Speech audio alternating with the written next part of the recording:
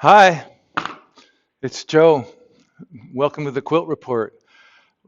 Um, I wish everybody in the world could have a friend like I do, a guy named Oliver DiCicco, DiCicco,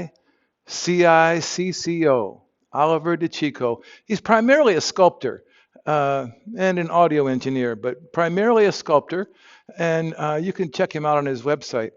But he's also extremely handy and extremely helpful. So when I told him that I moved into my studio and I needed a way to store my quilts, he came up with this idea of having an A-frame, of me making an A-frame. He knew that with my simple carpentry skills, I could handle that, and just put nails in it to support electrical conduit pipes.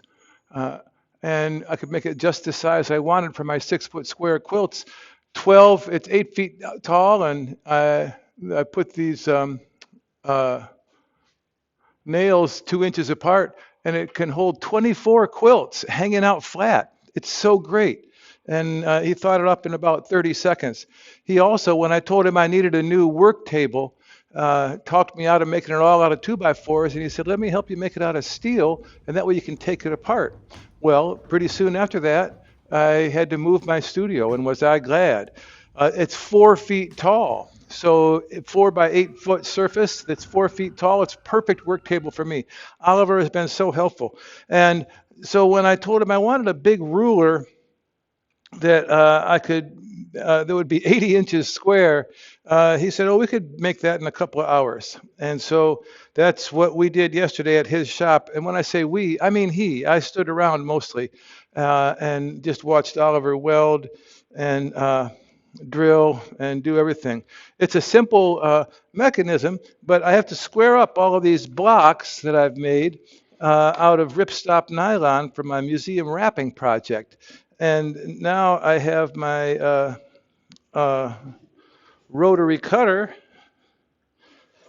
and this thing weighs 28 pounds, so it stays still. And I can make all of my um,